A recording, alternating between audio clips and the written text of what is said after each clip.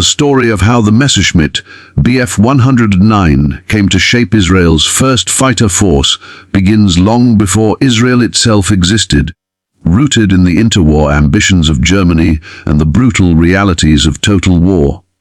Conceived in the early 1930s, the Messerschmitt Bf-109 emerged from a Germany determined to rebuild its military power in defiance of post-World War I restrictions.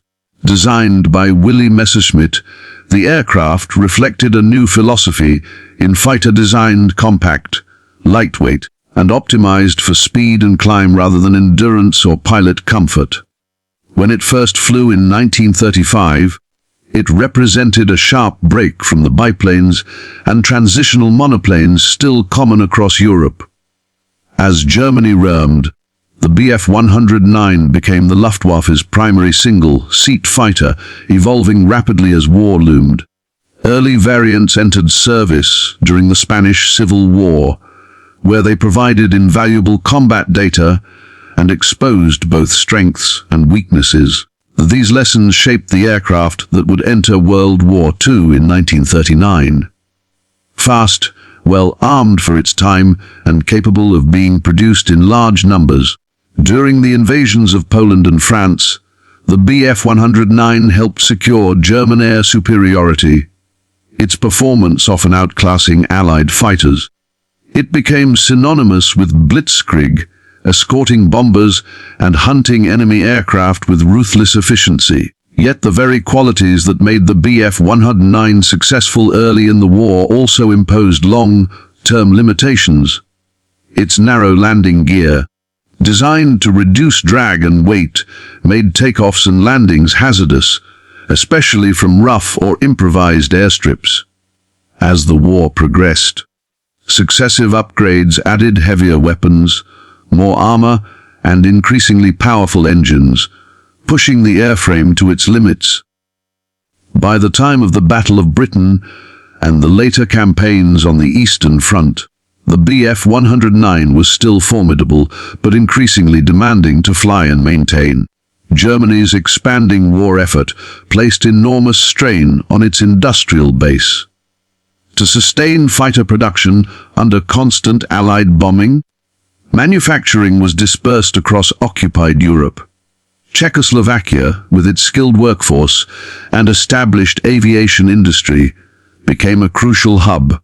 Factories there produced components and assembled complete Bf-109 airframes, particularly during the later stages of the war. As conditions deteriorated in 1944 and 1945, production became chaotic.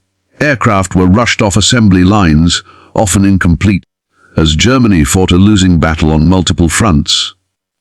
When the Third Reich collapsed in May 1945, these factories and stockpiles were abruptly cut off from their original purpose. Scattered across hangars and warehouses were partially completed fighters, spare parts, tools, and blueprints, material evidence of a war machine that no longer existed.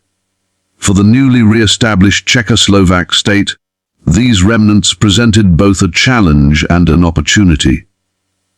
The country needed to rebuild its economy and its armed forces, and aviation was one of the few sectors where it possessed immediate, tangible assets.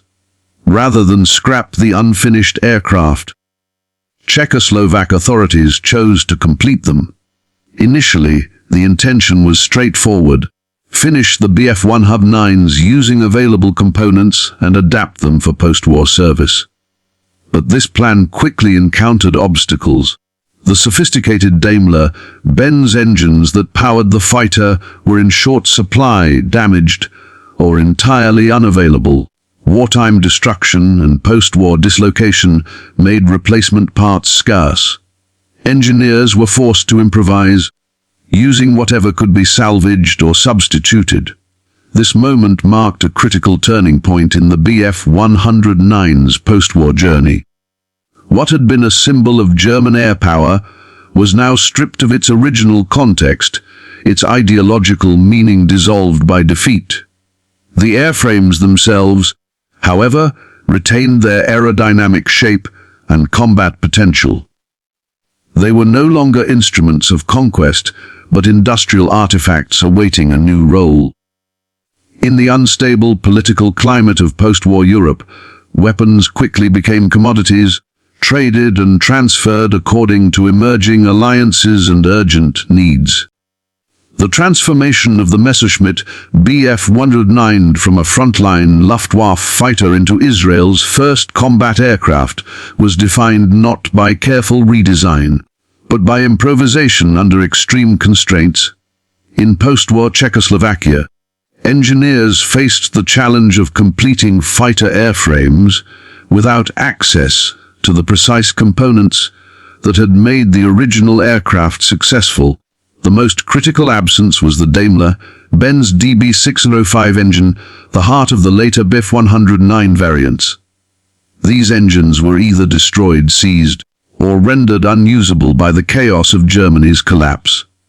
What remained in sufficient numbers was the Junkers Jumo 211, a reliable but fundamentally mismatched power plant originally designed for bombers such as the Ju-87 and Ju-88. Installing this engine into a fighter airframe created an aircraft that was mechanically functional but aerodynamically compromised. The Jumo 211 was heavier, produced different torque characteristics, and required a larger propeller. This shifted the aircraft's center of gravity forward, altering its handling in ways that could not be fully corrected.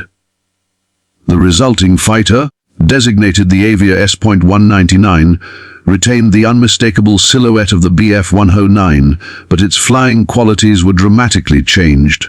On the ground, the aircraft was dangerous. The Bf 109's narrow landing gear had always been a weakness, even in German service. With the heavier engine and increased torque, the S.199 became notoriously unstable during takeoff and landing. Sudden swings, ground loops, and nose-overs were common, especially on rough or improvised airstrips.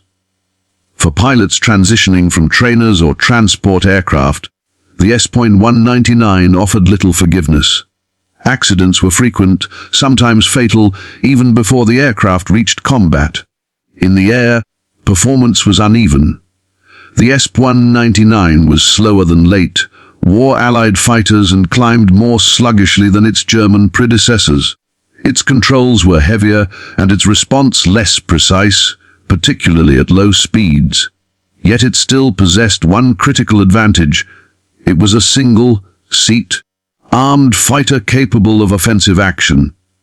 Its standard armament included synchronized machine guns mounted above the engine, supplemented in some configurations by additional wing-mounted weapons. While vibration and synchronization issues sometimes plagued the guns, the aircraft could still deliver lethal firepower against ground targets and enemy aircraft caught at a disadvantage. For Israel in 1948, these limitations mattered less than availability. At the moment of independence, the country faced invasion by multiple armies while lacking any meaningful air defense. International embargoes prevented legal acquisition of modern aircraft, leaving few options. The S.199, despite its flaws, was immediately obtainable and could be flown into combat within weeks. Its lineage from the Bf 109 meant that, at the very least, it was built around a combat-proven airframe designed to survive high stresses and battlefield damage. Training posed another severe challenge. Many of the pilots who would fly these aircraft had limited experience on high-performance fighters. Transitioning to a machine as temperamental as the S.199 demanded skill, discipline, and courage. Manuals were incomplete, spare parts scarce, and maintenance crews often learned through trial and error. Every sortie carried the risk of mechanical failure or pilot error, yet missions continued because the alternative was to surrender the skies entirely. Technologically, the S.199 represented the twilight of World War II fighter design. It lacked radar, advanced navigation aids, or modern fire control systems. Its cockpit was cramped, visibility restricted by the long nose and heavy framing, and instrumentation minimal. Yet these shortcomings were typical of late war fighters, and pilots relied on visual navigation, dead reckoning, and instinct. In this sense, the aircraft was a pure expression of WWI aviation, raw, mechanical, and unforgiving. The paradox of the S.199 lay in its dual identity. It was both a degraded version of a once elite fighter and a crucial instrument of survival. Its German origins were unmistakable, but its purpose had been completely transformed. Where the Bf-109 had once escorted bombers and enforced air superiority for an aggressive power, its descendant now flew defensive missions, buying time and space for a nation struggling to survive its first days. The Avia S.199 entered combat at a moment when timing mattered more than technical excellence. In May 1948, as Israel declared independence, hostile armies advanced from multiple directions, and the new state possessed almost no means to contest the air.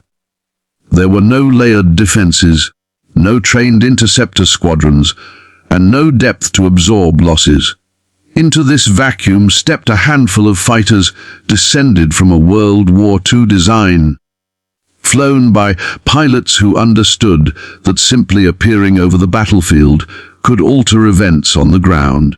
The first combat sorties flown by the Avia S.199 were improvised and urgent.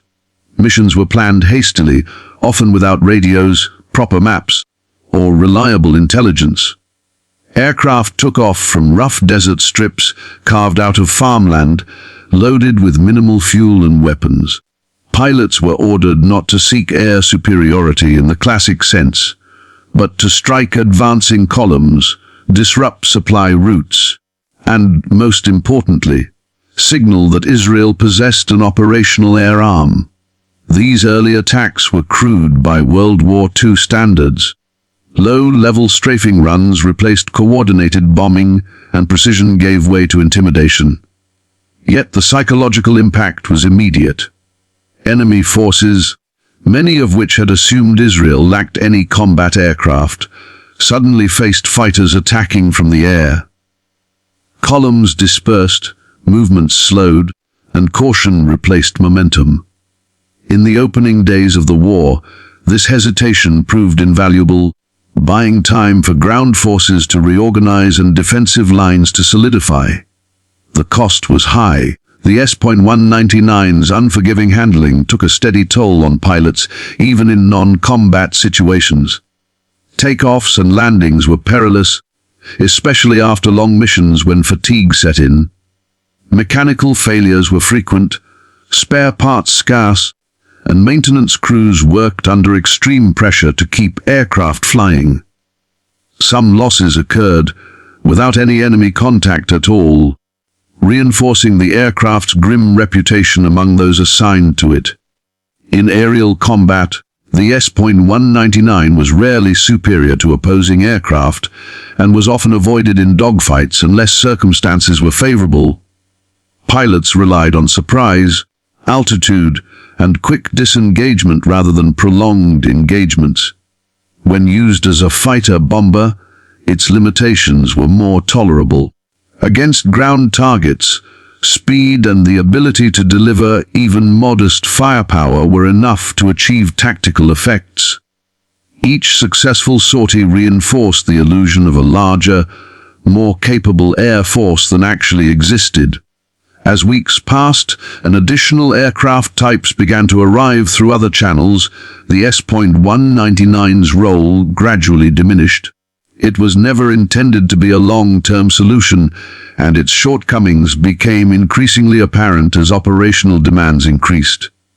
By late 1948, it was being withdrawn from frontline service, replaced by fighters that were safer to fly and more effective in combat. Its operational lifespan was short, but intensely concentrated at a decisive moment. The legacy of the Avia S.199 cannot be measured by kill counts or technical achievements. Its true contribution lay in presence and timing. In the earliest days of the war, when Israel's survival hung in the balance, it provided the only means to contest the air. It forced enemies to react rather than advance unchecked. It gave ground forces confidence that they were not alone, and it established, however imperfectly, the foundation of an air force. There is a profound historical irony in this outcome. An aircraft descended from a fighter designed to serve the Luftwaffe, a symbol of a regime responsible for immense destruction, became a tool in the defense of a Jewish state. Stripped of ideology, the machine was repurposed by circumstance, its meaning transformed by those who flew it. In this transformation lies one of the most striking reversals in aviation history.